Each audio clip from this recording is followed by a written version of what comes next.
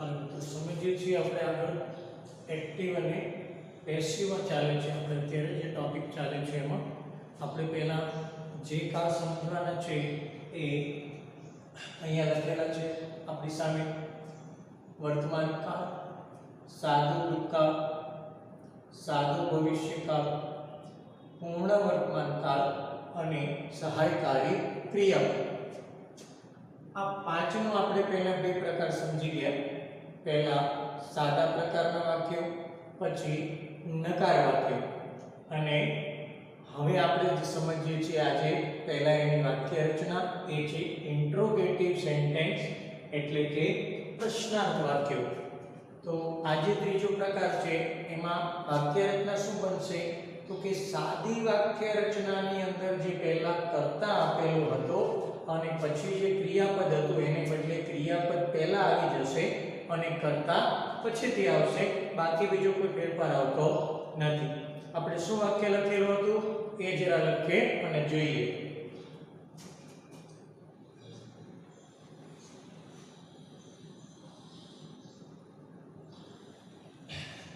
પહેલા વાક્ય રચનામાં જઈએ છીએ આપણે અને સમજીએ કે કઈ રીતે એક્ટિવ આપેલું હોય તો આપણે એને કેવી રીતે પેસિવમાં ફેરવવાનું છે.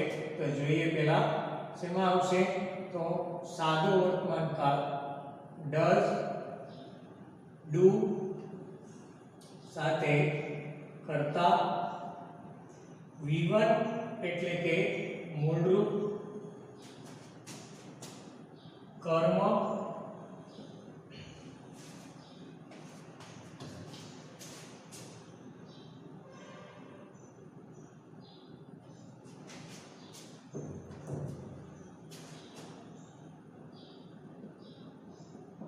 અને પ્લસ તો ક્વેશ્ચન માર્ક. આ રીતે બનશે આપણી એક્ટિવની વર્તમાન કાળની વાક્ય રચના.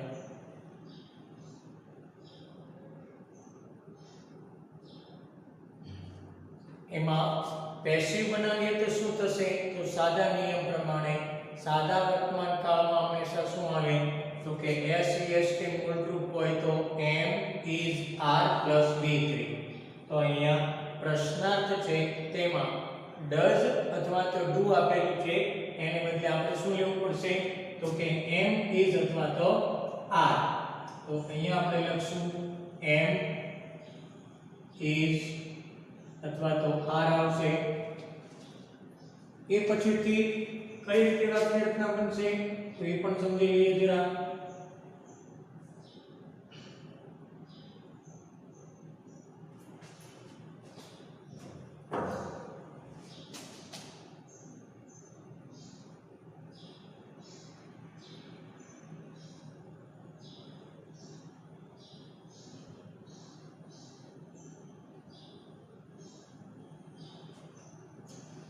હવે શું લઈએ છીએ દર વખતે આપણે તો કે M is R ની સાથે અહીંયા આપેલું કર્મ.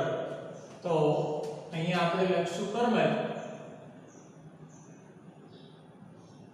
સાથે કયું રૂપ લેશું હવે તો પહેલું આવી ગયું ડઝ અને ડુ ને બદલે આપણે લખશું M is R. પછી આપણે આ ત્રણને ફેરવવાના છે કર્તા, મૂળરૂપ અને કર્મનું રૂપ. તો આ કર્મ આવી ગયું. કર્મ પ્રમાણે મૂળરૂપ આપેલું છે છતાં પણ આપણે જે લખીએ એની અંદર ક્રિયાપદનું કેવું રૂપ લેવાનું છે ત્રીજું રૂપ. આપણે એને શું ઓળખીએ છીએ કયા નામે ભૂતકૃતના નામે.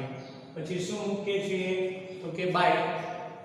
બાય કરીને શું કરીએ છીએ તો કર્તાનું જે રૂપ છે એ મૂકશું.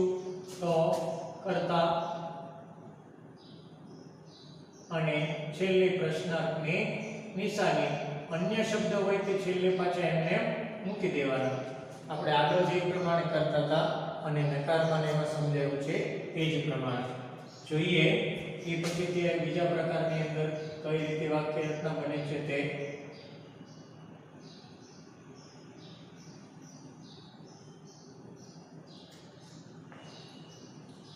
સાદો ભૂતકાળ. તો ભૂતકાળની અંદર કઈ રીતે આવશે તો કે કોઈ પણ કર્તા હોય કે દરેક કર્તાની સાથે ડીડ આવશે. ડીડની સાથે આ કર્તાનું રૂપ અહીંયા પણ આપણને આપવામાં આવશે મૂળ રૂપ, પછી કર્મ અને પ્રશ્નાર્થ વાક્ય છે એટલે પ્રશ્નાર્થની નિશાની આવશે. એને આપણે બનાવીએ તો અહીંયા વર્તમાન કાળ છે તો એની ધાર આવશે. તો ભૂતકાળમાં ટુ બી નું રૂપ કયું આવશે? તો કે વોઝ અને વેર.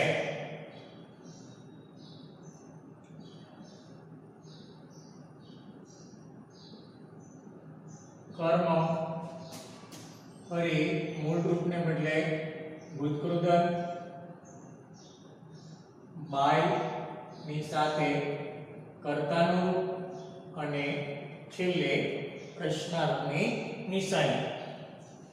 એ જ રીતે આગળ જશું આપણે સાદા ભવિષ્યકાળની અંદર શું આવે છે? તો કે તમને આપવામાં આવે શેલ અથવા તો વિલ.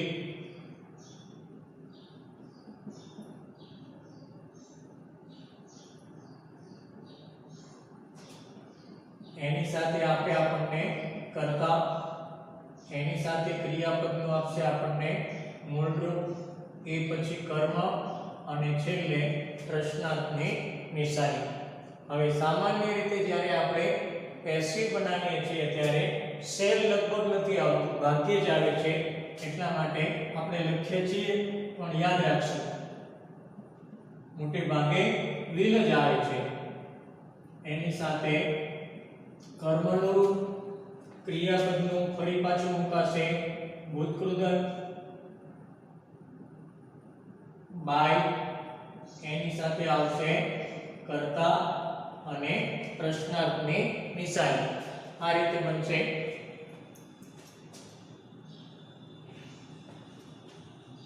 પછી જોઈએ પૂર્ણ વર્તમાન કાળ. તો હેઝ અથવા તો હેવ સાથે કર્તા આપણને અહીંયા ભૂતકૃદંત જ આપી દેશે, કર્મ અને સાથે પ્રશ્નાર્થ. એનું પેસિવ બનાવીએ તો શું આવશે? તો અહીંયા પણ કર્તા પ્રમાણે હેઝ અથવા હેવ, કર્મનું રૂપ ભૂતકૃદંત આપેલું છે તે એમને બાય કરી અને કર્તાનું યોગ્ય રૂપ અને છેલ્લે પ્રશ્નાર્થની નિશાની. સહાયકારી ક્રિયાપદમાં શું આવશે? તો કે પહેલા તમને આપશે સહાયકારી ક્રિયાપદ. એની પછીથી શું આવે? તો કર્તા. ક્રિયાપદનું કેવું રૂપ આપે છે એમાં? તો કે મૂળ રૂપ, એ પછીથી કર્મ અને છેલ્લે પ્રશ્નાર્થની નિશાની. શા માટે? તો કે આ પ્રશ્નાર્થ વાક્ય છે એટલા માટે.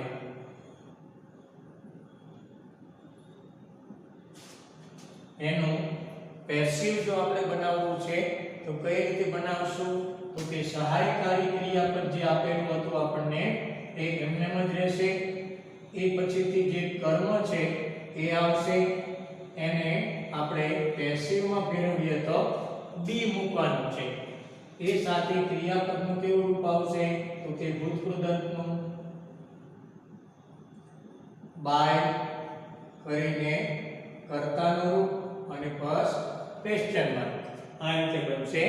હવે એમાં આપણે જોઈએ છીએ જરા વાક્યો કેવી રીતે? તો કે ઉદાહરણ દ્વારા.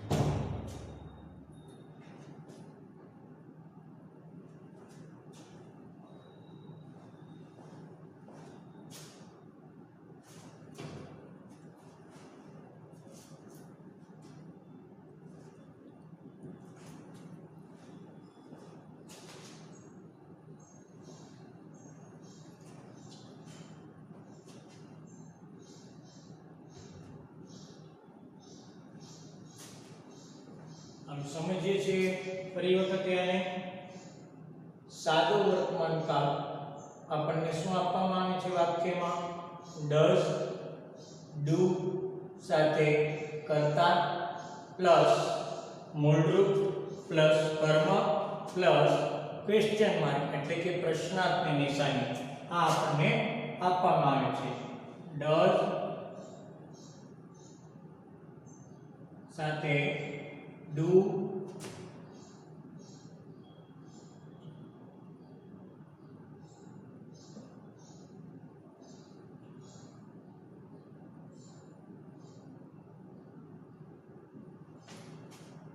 પેસિવ બનાવીએ તો કઈ રીતે બને છે તો ફરી એમ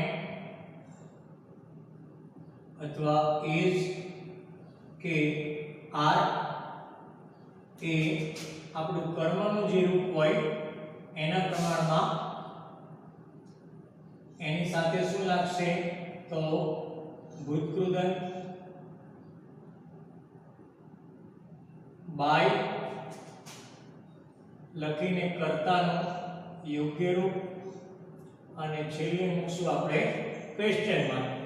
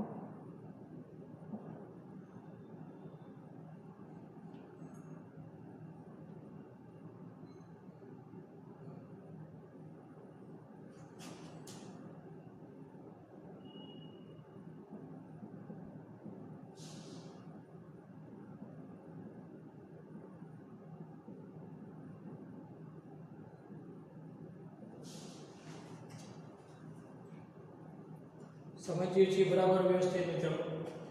આપણે સમજી રહ્યા છીએ એક્ટિવ અને પેસિવ વોઇસની અંદર પ્રશ્નાર્થ વાક્યો કઈ રીતે બનશે. ફરી સમજાવી દઉં છું જરા લખવામાં મિસ્ટેકને લીધે.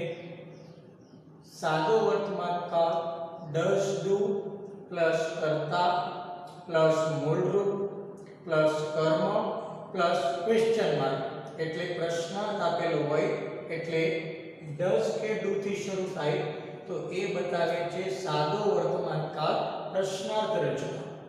તો એને આપણે પેસિવ બનાવીએ તો શું કરશું તો કે ડઝ અને ડુ ને બદલે આપણા કર્મ પ્રમાણે એમ ઇઝ આર પ્લસ કર્મ પ્લસ ભૂતકૃદંત પ્લસ બાય પ્લસ કર્તા અને છેલ્લે પ્રશ્નાર્થ વાક્ય છે તો પ્રશ્નાર્થ ખાસ મૂકવાનો છે. સેકન્ડ સાદો ભૂતકાળ ડીડ પ્લસ કર્તા પ્લસ મૂળરૂપ પ્લસ કર્મ પ્લસ ક્વેશ્ચન માર્ક એટલે કે પ્રશ્નાર્થ. એનું પેસિવ બનાવીએ તો કેમ બનશે તો કે વોઝ વેર પ્લસ કર્મ પ્લસ ભૂતકૃદંત પ્લસ બાય પ્લસ કર્તા અને પ્લસ ક્વેશ્ચન માર્ક એટલે કે પ્રશ્નાર્થની નિશાની. એ જ રીતે ત્રીજું શું સમજશો ત્રીજામાં તો કે સાદું ભવિષ્યકાળ. શું આપણને આપવામાં આવે તો અહીંયા શેલ વિલ પ્લસ કર્તા પ્લસ મૂળરૂપ પ્લસ કર્મ અને પ્લસ ક્વેશ્ચન માર્ક એટલે પ્રશ્નાર્થની નિશાની. એનું પેસિવ બનાવીએ તો કેમ બનશે તો શેલ ઓબ્લિક વિલ પ્લસ કર્મ પ્લસ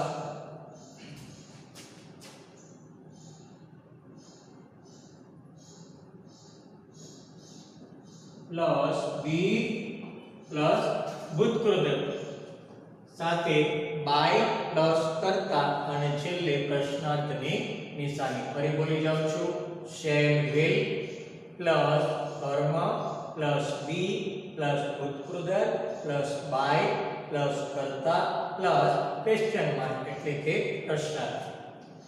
ચોથું જોઈએ છીએ પૂર્ણ વર્તમાન કાળ. શું આપણને એક્ટિવમાં આપેલું હોય હેઝ હેવ પ્લસ કર્તા પ્લસ ભૂતકૃદંત પ્લસ કર્મ અને પ્લસ ક્વેશ્ચન માર્ક એટલે પ્રશ્નાર્થ. અને એનું પેસિવ બનાવીએ તો આપણા કર્મ પ્રમાણે હેઝ કે હેવ પ્લસ કર્મ પ્લસ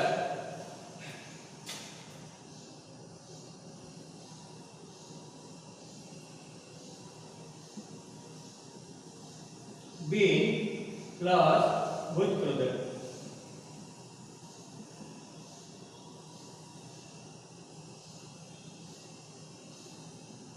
પ્લસ બાય અને પ્લસ કર્તા.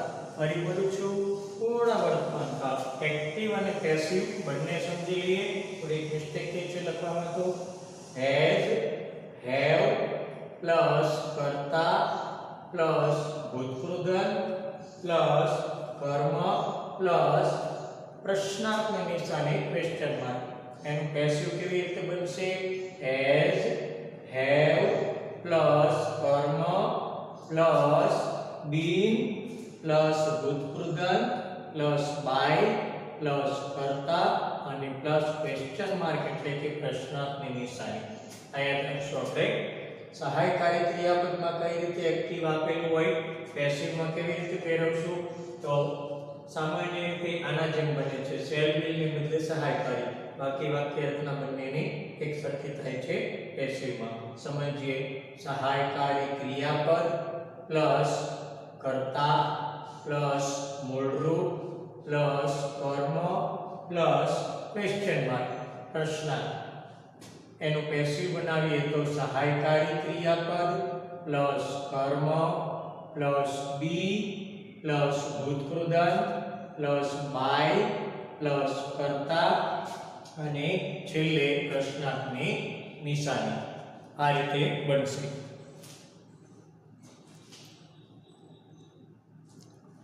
ચાલો મિત્રો હવે આપણે આની અંદર શું કરશું તો જે ઉદાહરણ આપણે લખેલું હતું એ જ ઉદાહરણ આપણે શું વાક્ય લીધેલું હતું ટુ પ્લે. તો એનું એ જ ફરી લખીએ છીએ ટુ પ્લે એટલે રમવું. ક્રિયાપદના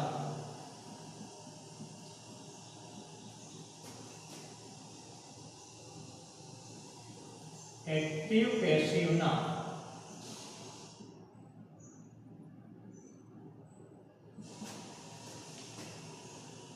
પ્રશ્નાર્થ વાક્ય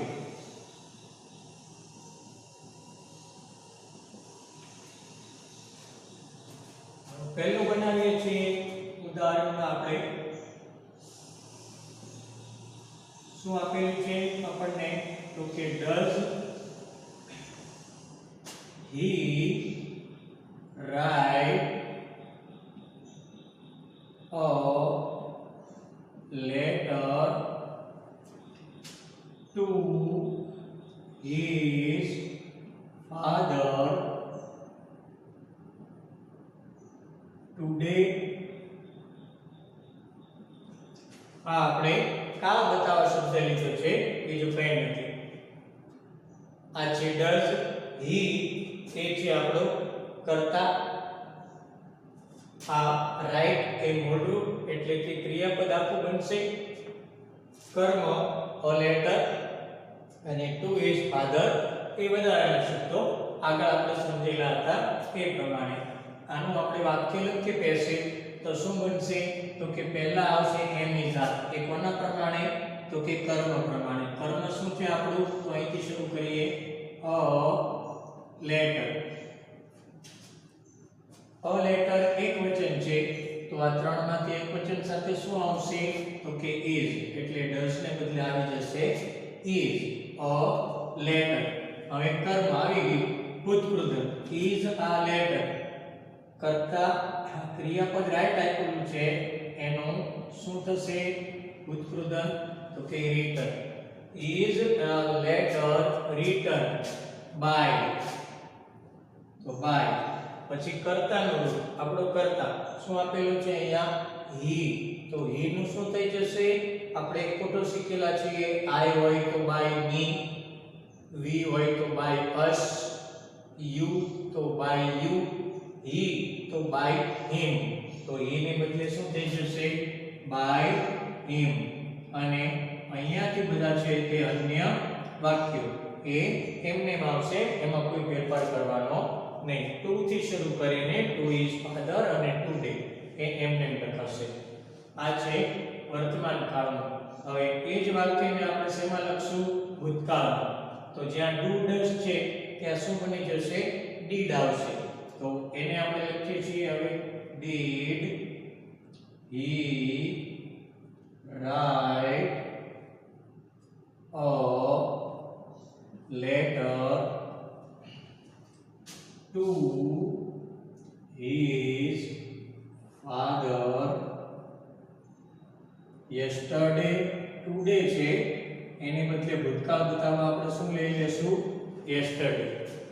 હવે આનું આપણે પેસિવ લખીએ તો અહીંયા વર્તમાન કાળમાં એમ જ આવે તો ભૂતકાળમાં શું આવશે was અથવા were. આપણું આનું આ જ વાક્ય છે તો આપણો કર્તા હવે શું બનશે a letter. તો અ લેટર અહીંયા જો આવતું એક વચન તો એક વચન સાથે શું વપરાશે was. તો was a letter. રાઈટ ને બદલે શું થઈ જશે તો કે written. was a letter written by him.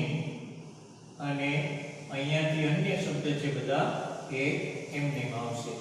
આખો જવાબ શું બનશે was a letter written by him to his father yesterday. છેલ્લે ક્વેશ્ચન માર્ક એટલે પ્રશ્નાર્થની નિશાની કરવાની છે. આ આપણે યાદ રાખશું. ત્રીજું વાક્ય કયા કાળમાં હવે આપણે લખશું એને તો કે હવે સાદા વર્તમાન કાળમાં એટલે શેનાથી બનશે શેલ અથવા તો will થી. એને માટે આપણે આગળ સમજેલા છીએ શું તો કે I અને V આપેલો હોય તો એની સાથે હંમેશા શેલ વપરાય અને બાકીના કર્તા સાથે will વપરાય. તો આપણે અહીંયા વાક્યમાં આપણો કર્તા શું છે તો કે he. તો he ની સાથે શરૂઆત ક્યાંથી થશે તો કે will થી. તો will he write a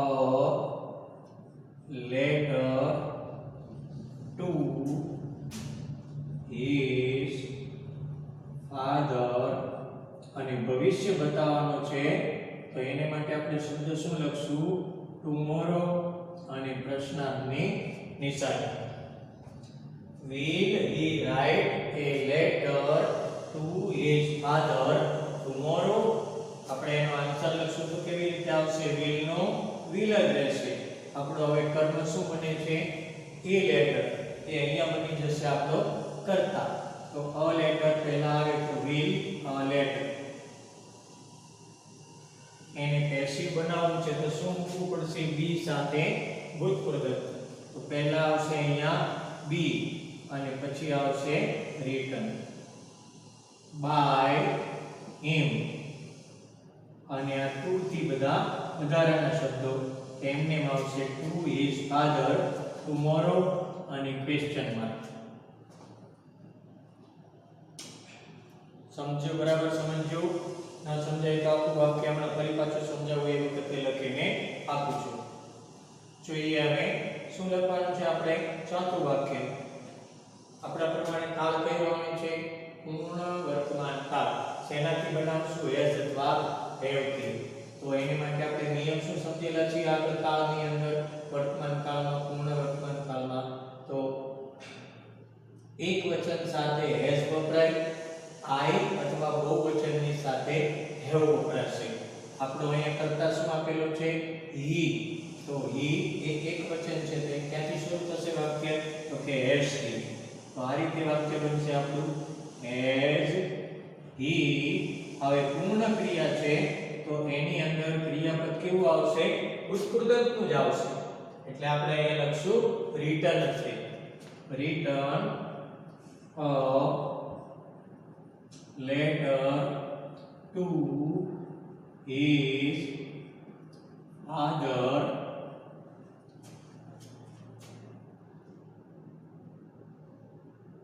just now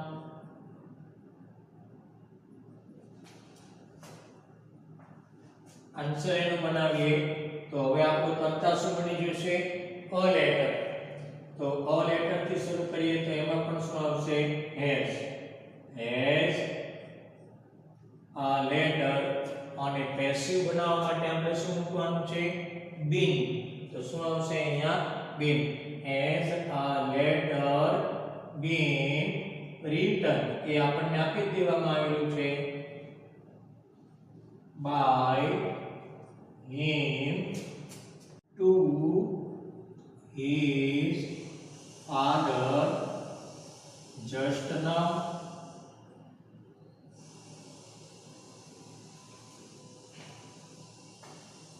આ ચાર આપણે લખ્યા છે એક લખવાનું છે છતાં ફરી સમજી લઈએ આપણે અને જો આપણે ડોટ કર્યું છે ન સમજાતું હોય મિત્રો તો આખો આન્સર હમણાં સમજાવું છું તો સાથે સાથે લખી નાખું છું તમને એક્ઝેક્ટ ક્લિયર થઈ જાય does he write a letter to his father today એનું પેસિવ બનાવવાનું છે તો આપણે જેમ સમજતા તે પ્રમાણે સમજીએ આ છે આપણો કર્તા આ does write એ છે ક્રિયાપદ આ છે આપણું કર્મ અને અહીંયાથી વધારાના શબ્દો તો આને આપણે આગળ લેવું પડશે તો એની સાથે આવશે is એ આપણે ખોટા પરથી યાદ રાખવાનું આઈ આવતો હોય તો એમ વપરાશે એક વચનનો અહીંયા કર્મ આવતું હોય તો is આવશે બહુવચન સાથે આર આવશે તો તે પ્રમાણે અહીંયા is a letter રાઈટ નું થઈ જશે written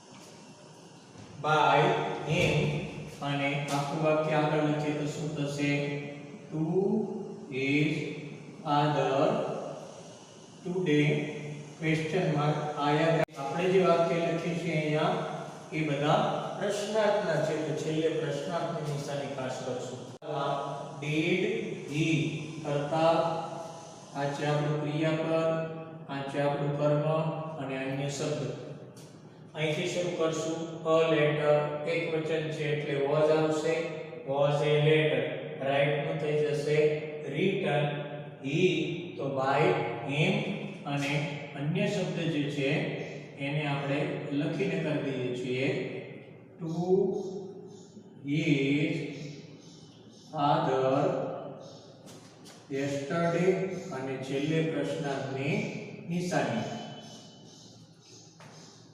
પછી will થી શરૂ થાય છે will he આ છે કર્તા, આટલું આપણું ક્રિયાપદ, આ અ લેટર એ કર્મ અને અહીંયાથી અન્ય શબ્દ.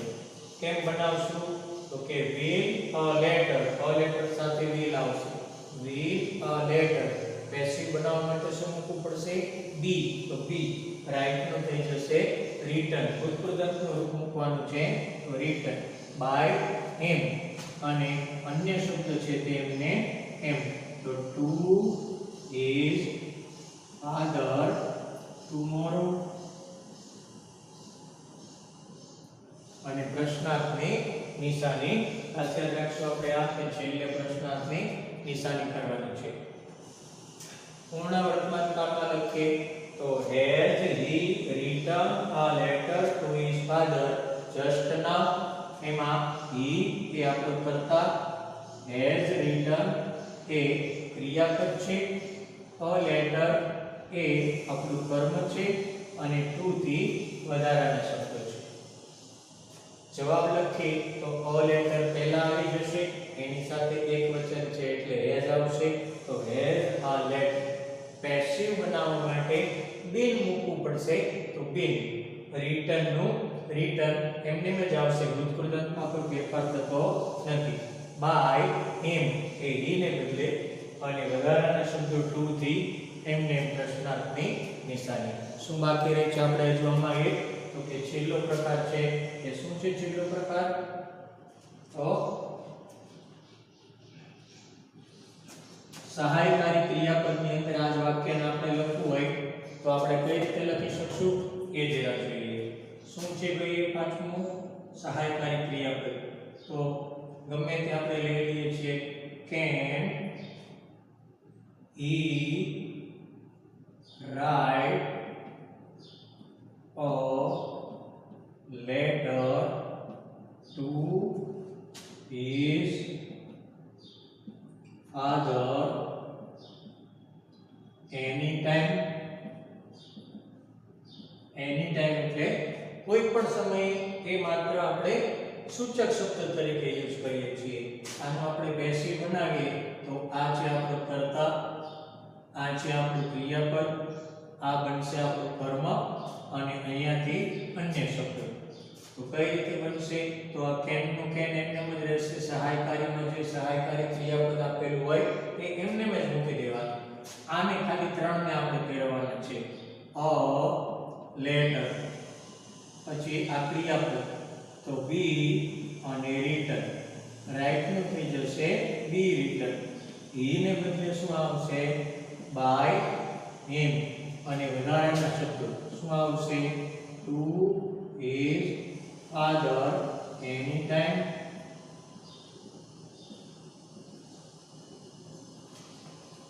આ છે મિત્રો એક્ટિવ અને પેસિવ ની અંદર તમને જે વાક્યો આપવામાં આવે છે ને પૂછવામાં આવે આપણે જે આન્સર એ આપણે આજે સમજ્યા. હવે દર વખતે આપણે કરીએ છીએ એ જ રીતે કે ભાઈ કોઈ એક વાક્ય આપણે લખવાનું છે તો એની અંદર આપણે શું કરવું જોઈએ શીખી ગયા પછીથી આપણને એની અંદર જો પ્રેક્ટિસ ન કરીએ તો આપણને આવડે નહીં. તો શું કરશું એની અંદર તો કે આપણે જેને હોમવર્ક ગણી શકીએ એ પ્રકારની અંદર આપણે કરશું એ લખીએ છીએ. ખાલી હું તમને એ વાક્ય પછીથી આપું તો એ તમારે શું કરવાનું છે એમાં એના આન્સર લખવાનું છે.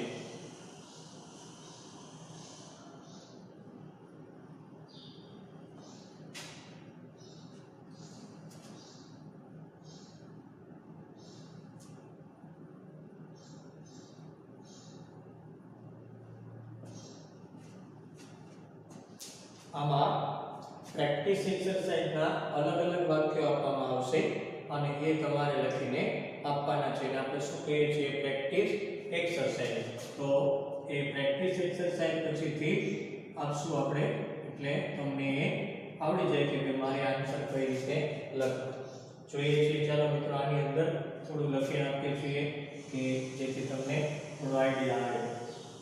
ડુ